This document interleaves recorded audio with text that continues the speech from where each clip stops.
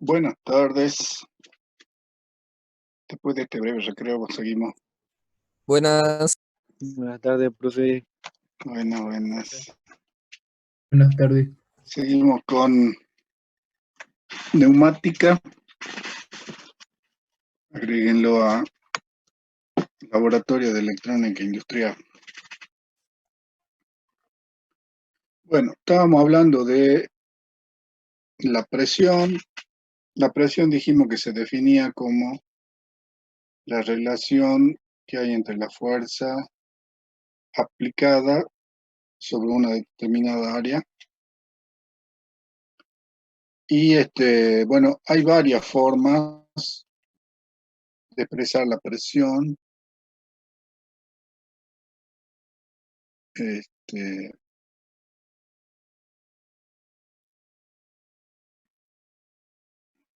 Acá le pongo una tabla. Por ejemplo, lo puedo expresar en pascales, en milibares, en kilopascales, en bares, en megapascales, en kilogramos fuerza por centímetro cuadrado, en gramos por centímetro cuadrado. PSI, que esta es una de las formas que tenemos en las estaciones de servicio. Estos son libras por pulgadas cuadradas. Milímetro de mercurio, metro de columna de agua, milímetro de columna de agua, pulgadas de columna de agua, centímetros de mercurio o pulgadas de mercurio. Después hay otras como el Torricelli, las atmósferas, que bueno, en esta tablita no están. Y otra de las cosas que tenemos que diferenciar también es entre la presión manométrica y la presión absoluta. La presión absoluta se define como la manométrica más la atmosférica. Nosotros en general utilizamos la presión manométrica para identificar las presiones, porque como la manométrica más la atmosférica es la absoluta, y yo, por ejemplo, dentro de un tanque, si quiero saber si ese tanque va a explotar o no, le pido la presión manométrica, porque como la presión atmosférica actúa interna y externamente, entonces esa se anula. La que me interesa va a ser la diferencia, o sea, la manométrica. Por eso es que todos los dispositivos para medir presión son manométricos. Y por eso se les llama manómetro. Bueno,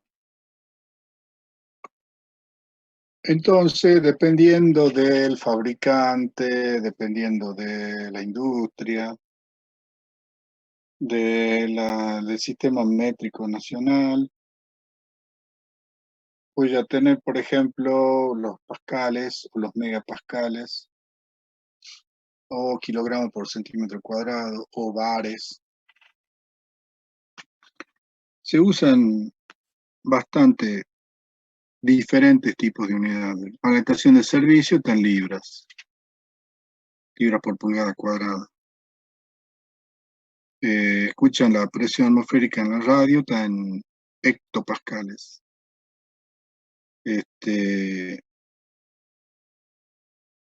Por ahí a veces la presión sanguínea la sabían medir antes en milímetros de mercurio, bueno, ahora puede ser que esté en libras.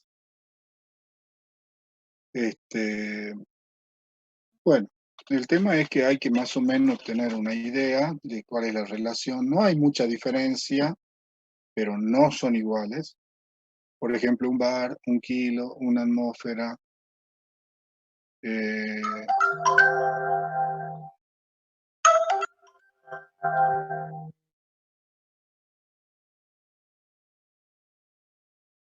Pero les decía que no son exactamente iguales, hay una pequeña diferencia. Ya que estamos aquí, Veamos. Por ejemplo, 1 kilo y un bar. O sea, un bar, ¿dónde está el bar? Acá, un bar equivale a 1,01972 kilogramos. No está la atmósfera.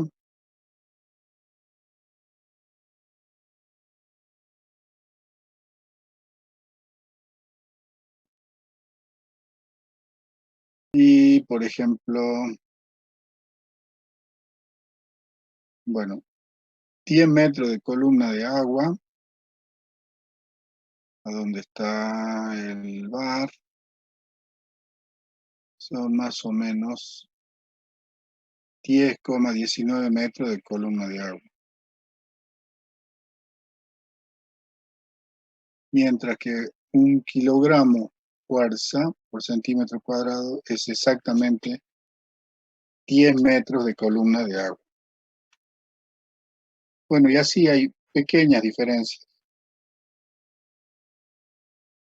que a la hora a lo mejor de hacer un cálculo preciso, sí habrá que tener en cuenta esa diferencia, pero a la hora de aproximar, más o menos están en el orden. Bueno, la temperatura esta es para aplicar en las fórmulas de Gay-Lussac, Boyle-Mariotte, Charles, se debe trabajar en temperatura absoluta, o sea, grados centígrados más 273. Creo que es 273,16, pero bueno, se redondea en grados centígrados más 273. Bueno, ahí están las leyes. P por B es constante, B sobre T constante, P sobre T constante, P por B a la K es la adiabática, también es constante. Bueno, llegado el momento que por ahí tengamos que hacer algún cálculo, las vamos a usar. Por ahora las mencionamos nada. Después, bueno, ya hemos hablado algo del caudal, hay relaciones.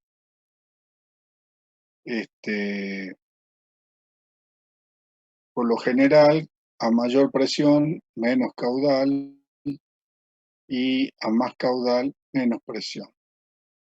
Esto principalmente cuando yo estoy transportando algún fluido. Supongamos que, no sé, yo estoy tengo mi cañería de aire y quiero enviar mucho caudal, entonces eso hace caer demasiado la presión. Y por el contrario, cuando elevo mucho la presión, el caudal también se reduce. Así que eso es una de las razones principales por las cuales nosotros decidimos trabajar en las líneas de transporte con presiones de alrededor de los 8 bar. La curva o mejor dicho, en este caso la recta de mayor eficiencia es esta que está marcadita acá. O sea que por ahí en esta zona sería la zona de que mejor transporte hay.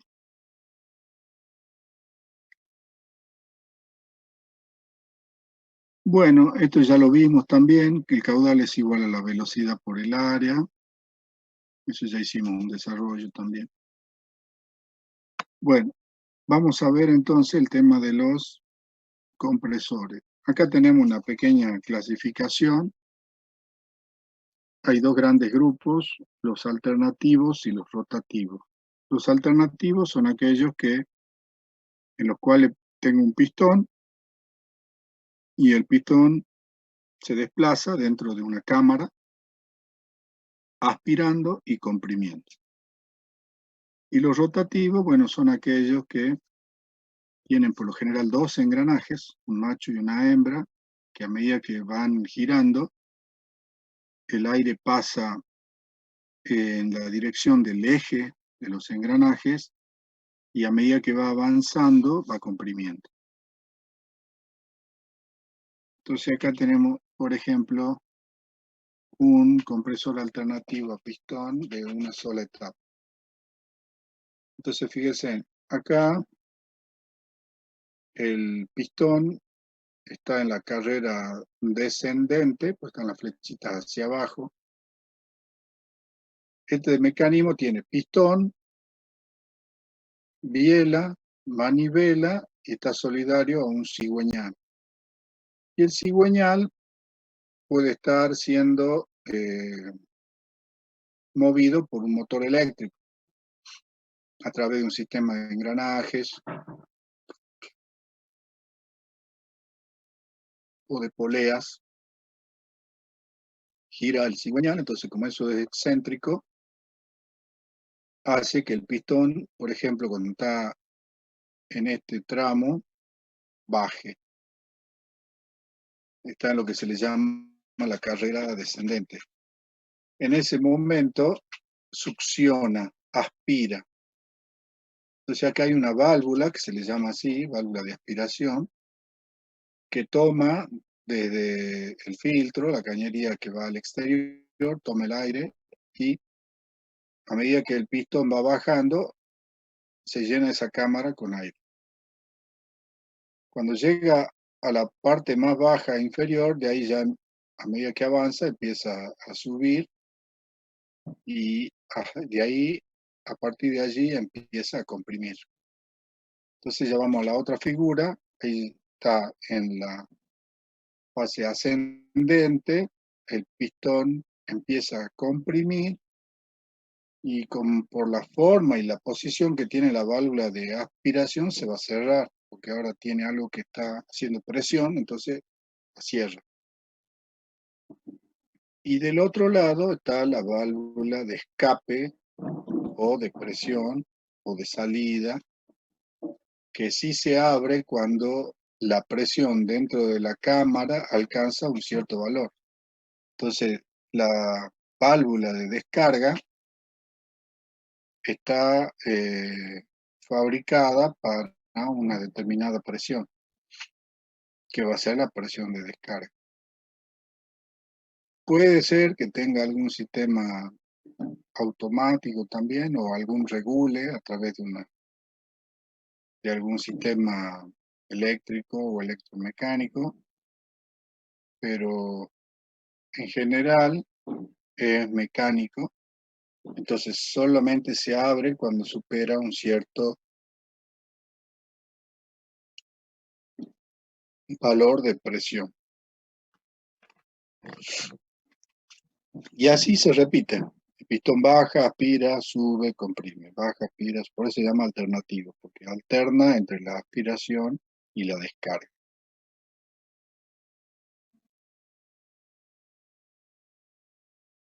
Bien. De ahí podríamos tener compresores de dos etapas, esto también ya se los comenté. Tengo una etapa, esto se debe a que si yo hago una compresión en una sola etapa, desde la presión de aspiración hasta la presión de descarga, la eficiencia del ciclo cae bastante. Entonces, una mejora al ciclo de compresión es dividirla a la compresión en dos. Entonces se separa una primera parte que se le llama etapa de baja presión y otra que sería la etapa de alta presión. Entonces ahí dijimos que el aire va a entrar en la cámara del cilindro cuando esté aspirando, se comprime, sale, cuando sale pasa por este serpentín aletado que le permite refrigerarse o enfriarse al aire que está a presión para recién pasar a la siguiente etapa y ahí llegar al valor de presión final. Entonces, en el pasaje desde la etapa de baja hacia la etapa de alta se lo enfría, que dependiendo de la potencia se lo puede enfriar con aire, se lo puede enfriar con agua, o se puede usar algún refrigerante algún fluido refrigerante para que enfríe mejor. Cada una como de estas torres, digamos, se les llama los cabezales. Una forma de diferenciarlos, el cabezal de alta presión por lo general un poquito más chico que el cabezal de baja presión.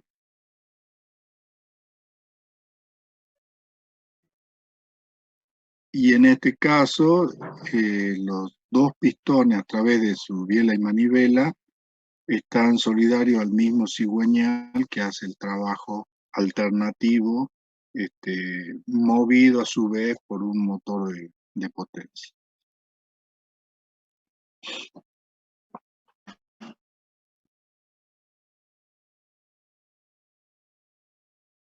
Bueno, en este caso también es un alternativo, nada más que el pistón está solidario a un diafragma. Este tipo de compresores, y también a veces hay bombas, es para evitar que haya contacto del producto, o sea, del aire, con eh, los aros o el cilindro de la cámara de compresión. A veces pasa que siempre esto está lubricado, ¿no es cierto? Está lleno, la cámara está llena de aceite y bueno, por ahí puede ser que se arrastre junto con el aire algo de aceite. Si en algunos casos es necesario que sea limpio, ese aire puede ser de que se utilice este tipo de sistema donde el aire no entraría en contacto con los aros del pistón y con el aceite de lubricación del cilindro.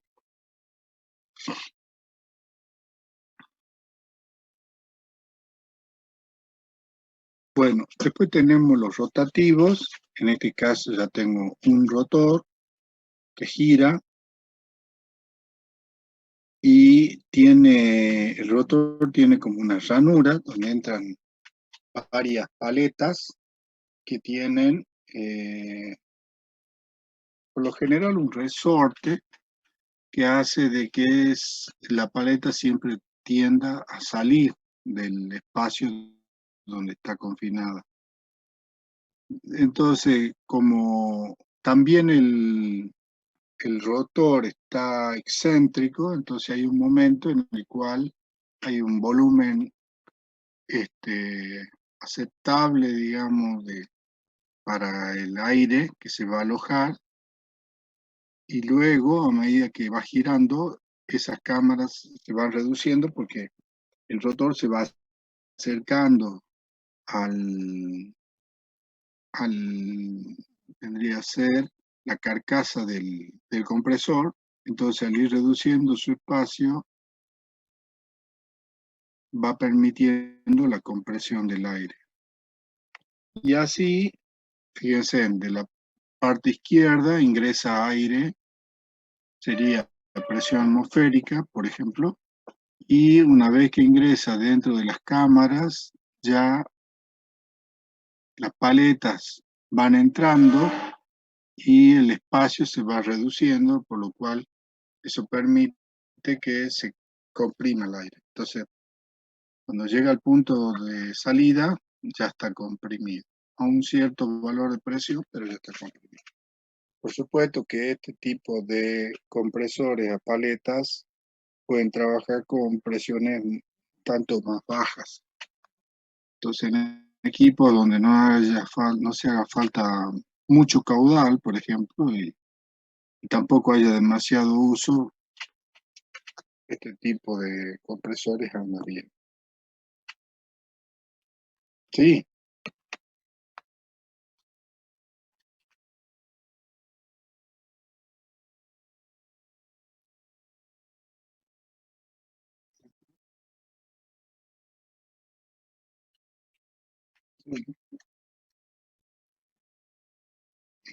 Ujú.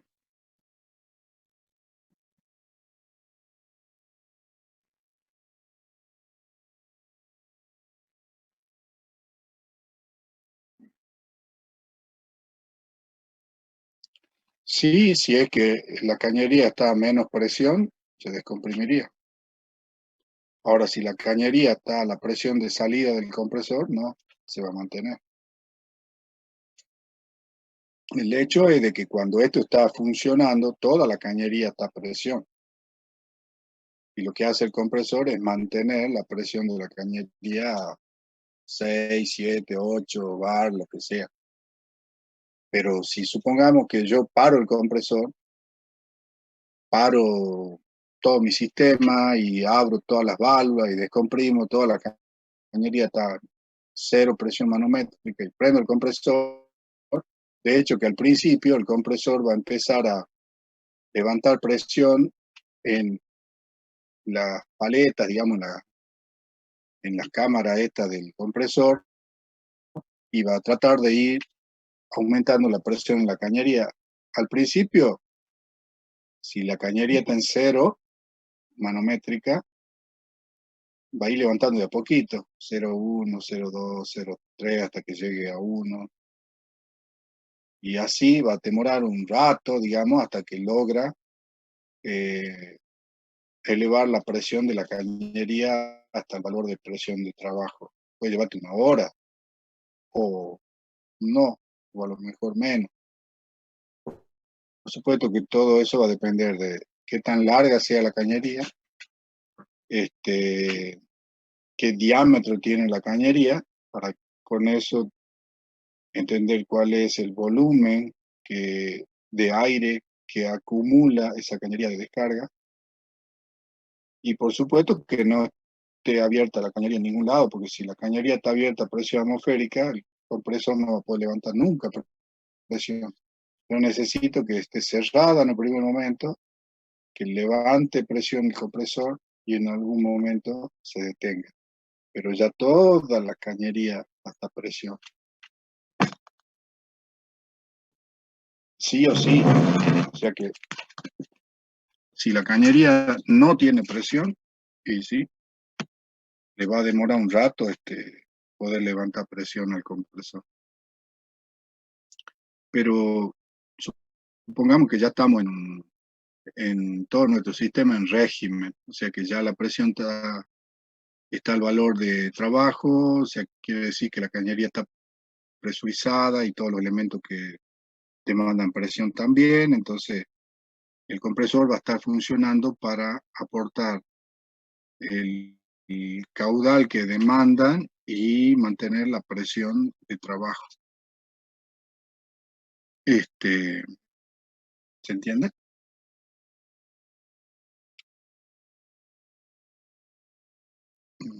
Ok. Bueno, el otro compresor que mencionamos es el tornillo. Y efectivamente, son dos, digamos, ejes, donde uno es macho y el otro es hembra. Y bueno, se hermanan perfectamente, entonces el aire se lo hace ingresar justo ahí en la unión de los dos engranajes, y a medida que va avanzando, lo va comprimiendo el aire, hasta que llega al final ya al valor de presión de trabajo. Estos compresores son un poquito más caros, porque llevan una mecánica importante, el tornillo, y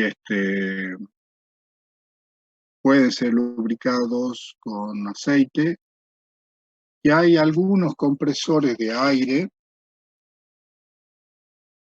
que tienen como una película de grafito en el tornillo, si tuviera un recubrimiento que les permite la lubricación entre los tornillos. Y ese tipo de compresores se los utiliza principalmente en la industria alimenticia. Por lo general, un compresor siempre demanda aceite de lubricación. Y en este caso de los compresores a tornillo que se utilizan principalmente para la industria alimenticia. Supongamos que yo estoy produciendo, pongámosle levadura para hacer pan. Entonces, los tanques donde se hace lo que se llama la propagación de la levadura, se siembran ahí las levaduras y se le hace una entrada para que insufle aire. Y ese aire tiene que ser un aire limpio, estéril. No puede entrar en ese aire ningún tipo de virus o bacterias que compitan con las levaduras. Ni mucho menos, por supuesto, sustancias que puedan ser dañinas, como aceites, óxidos. Cualquier cosa rara no debería entrar. Entonces, un compresor común, el que tenemos en la casa, está lubricado con aceite. Y seguramente el aceite, por más nuevo que sea el compresor, puede llegar a contaminar ese aire. Entonces, ese tipo de compresores se trata de no usarlos. Y se usan tornillos grafitados, que no demandarían lubricación con aceite, son por supuesto muchísimo más caros, pero para aplicaciones en la industria alimenticia se lo prefiere más que ninguno.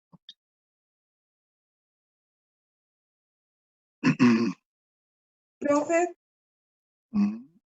¿qué significa que el compresor de tornillos tenga como un desplazamiento positivo? O sea, se entiende bien cómo trabaja y la forma de que puede ser lubricado o exento, pero no entiendo muy bien a qué se refiere con que tiene un desplazamiento positivo. Desplazamiento positivo quiere decir que siempre va para adelante. No es como el alternativo, que el alternativo va y viene, va y viene. El que tiene desplazamiento positivo siempre empuja, empuja, empuja, empuja, siempre va hacia adelante. No lo voy a tener nunca el tornillo que retroceda o haga en un extremo, haga una aspiración. Este va siempre hacia adelante. Entonces, la compresión va a ser continua prácticamente. No voy a tener yo interrupciones en la compresión. A eso se refiere cuando dice que desplazamiento positivo. Los engranajes, los tornillos, los lóbulos, todo eso son compresores de desplazamiento positivo, o sea que van y pechan hacia adelante. En cambio, el alternativo no, ese avanza y después retrocede. Esa sería principalmente la diferencia. Bueno, y también puede haber turbocompresores, que esto en lugar de comprimir con el tornillo hacia adelante, comprime radialmente. Ese es el caso de los turbos, deben haber escuchado hablar, que son como una especie de turbinas y la compresión se produce en forma radial, como si yo tuviera aletas, digamos, tendría un rotor con aletas.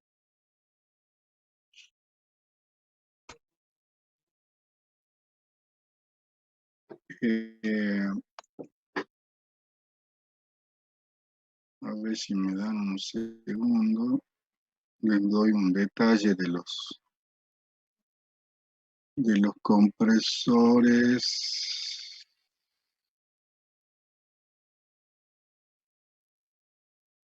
A tornillos.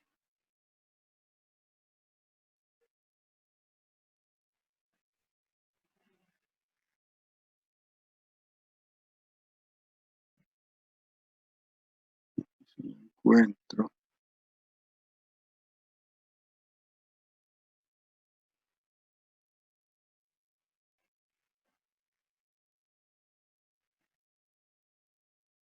Acá hay uno.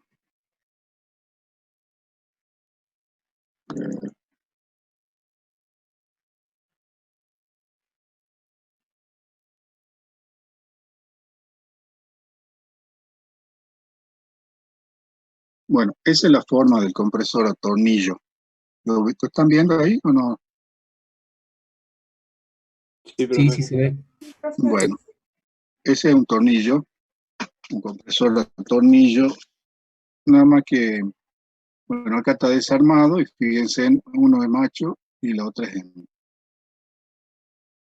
Ahí estarían los dos tornillos con lujo de detalle, digamos, es como dientes helicoidales, donde uno entra, fíjense, entra como un pétalo justo en el espacio del otro. Entonces, si este tiene 5 pétalos, este creo que tiene uno menos, un espacio menos. Y ahí tendrían un detalle de cómo es internamente. Ingresa por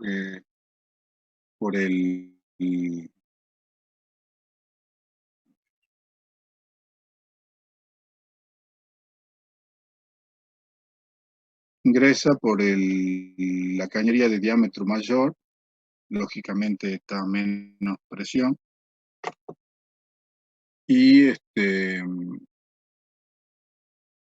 que sería por la parte superior, ahí ingresa, y de ahí, a medida que el tornillo va avanzando, va comprimiendo, y sale por aquí ya el aire a presión. Entonces esto lo hace de forma longitudinal el avance, y como siempre gira hacia adelante, por eso es de desplazamiento positivo. Bueno, ahí hay un poco más de detalle. Este es un compresor no para aire, sino para otro gas, para amoníaco, pero el mecanismo es el mismo, o sea, los tornillos se usan para comprimir aire, para comprimir amoníaco, para comprimir freones, para comprimir gas carbónico, se usan. Y tiene más o menos ese aspecto, así son, en general son grandes. Profe, después el PDF y esto lo puede subir a Edmodo. Sí, eso, todo eso se los comparto. Gracias.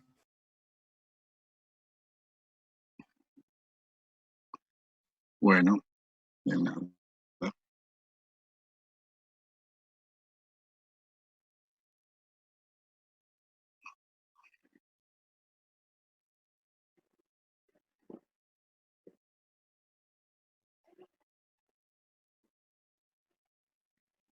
Sí, eso no lo terminamos todavía, falta. Por eso todavía no lo subí, pero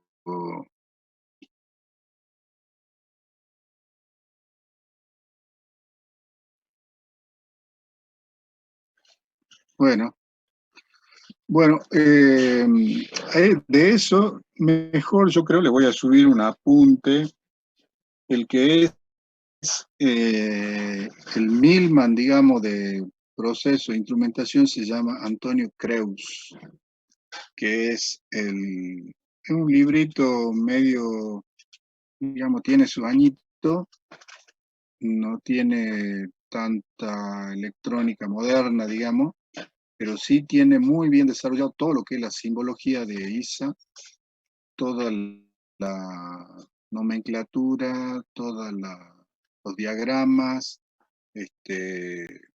las explicaciones.